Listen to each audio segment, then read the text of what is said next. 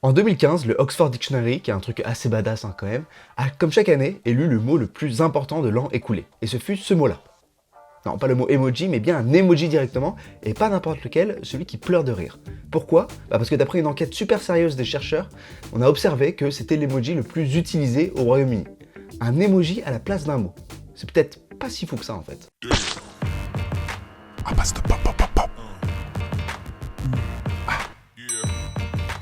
Les emojis sont nés au Japon en 1999 grâce à un opérateur téléphonique qui souhaitait rendre plus cool les conversations.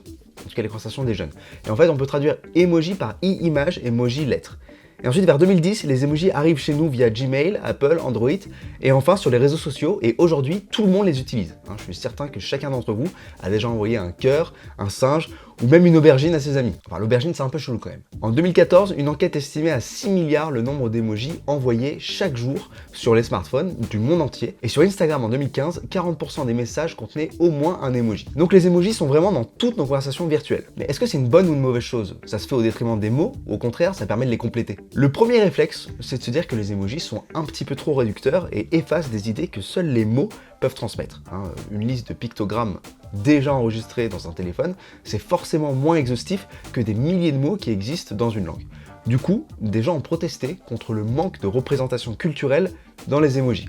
Genre Miley Cyrus, par exemple, sur l'absence d'emojis qui représentent les personnes noires. Et elle a fait presque 6K RT. Oui, elle fait plein de trucs bien aussi.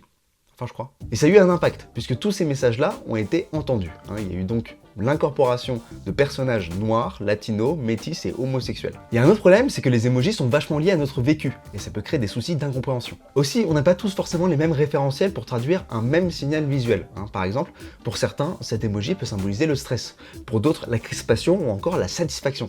Et celui-là peut vouloir dire tout va bien, comme t'as vu, je t'envoie une dans l'épaule, t'oublieras pas de te dire merci. Vous vous souvenez de ce jeu? Au-delà de nos origines respectives, la signification qu'on va lui apporter, ça va dépendre de notre éducation, de notre complicité avec la personne et aussi de notre culture.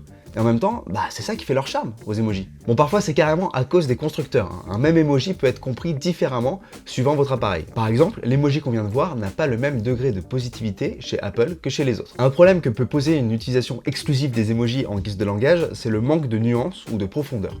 Pour exprimer une même idée, il existe une multitude de mots. Si j'ai envie de dire que j'ai faim, je peux dire que j'ai la dalle, la fringale, le ventre qui gargouille, un creux à l'estomac, trop envie de bouffer ou un besoin fou de me substanter.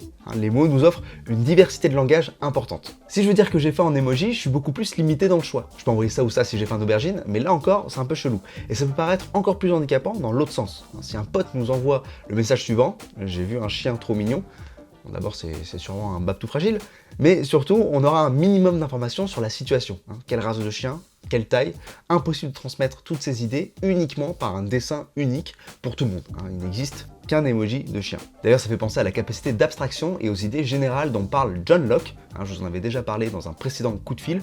Je vous remets le lien vite fait dans la description. C'est pour cette raison que les emojis sont loin de remplacer nos moyens d'écriture.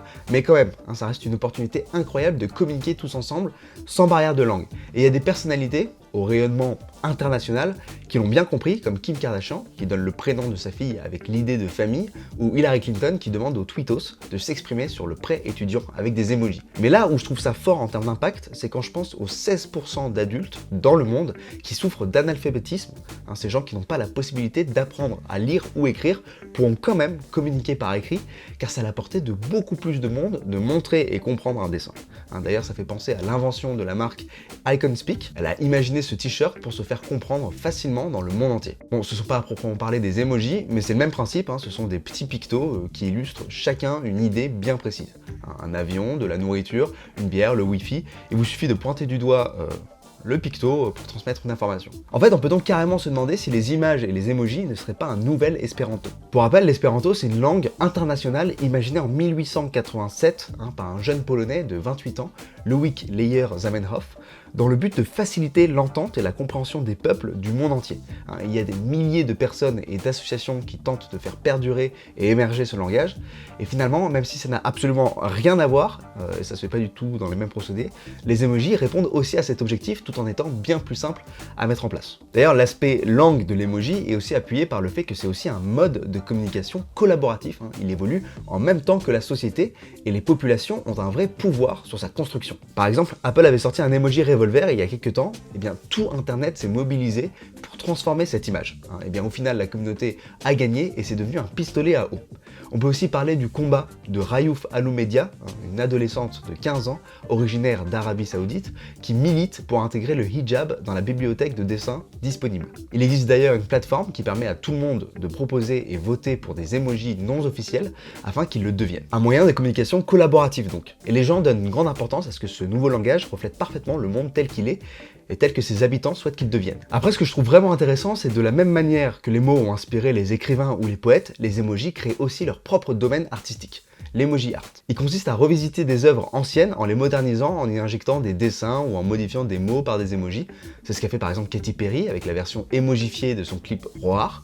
Et on en est au tout début. Il y a aussi le MoMA, Musée d'art moderne de New York, qui vient d'acquérir les premiers emojis pour sa collection permanente. Les emojis, c'est pas une nouvelle langue, c'est une nouvelle manière d'écrire la langue. Une manière qui est collaborative, évolutive, accessible, inspirante, fun, et ça s'attaque aux barrières du langage et offre la possibilité à chacun d'exprimer ses idées avec émotion et créativité. Alors certes, on va pas pouvoir dès demain échanger exclusivement qu'avec des dessins, mais l'emoji pourrait devenir un vrai mode de communication international grâce à son nombre de supporters grandissant et sa capacité à être utilisé, réutilisé, augmenté à l'infini. C'est pour ça que je tenais à vous en parler. On les utilise tous les jours, on a l'impression qu'ils bouffent la langue, mais on se rend pas forcément compte de ce qu'ils apportent. À nous d'en prendre conscience, d'aider à l'améliorer et de donner à ce moyen de communication l'image que l'on souhaite, au sens propre, comme au sens figuré. Le tout sans perdre le vocabulaire que l'on a. Dans ce cas, si les SMS ne sont pas à l'origine d'un déclin en orthographe selon le CNRS, j'ai bon espoir que les emojis ne vont pas affecter notre vocabulaire. J'espère que cette vidéo vous aura plu, je vous envoie du love et de la peace. À la semaine prochaine. Un grand merci à ceux qui soutiennent le projet sur Tipeee. Merci beaucoup. N'hésitez pas à me suivre sur tous les réseaux. N'hésitez pas à vous abonner si ce n'était pas déjà fait. Et voilà, beaucoup d'amour, beaucoup d'émojis cœur.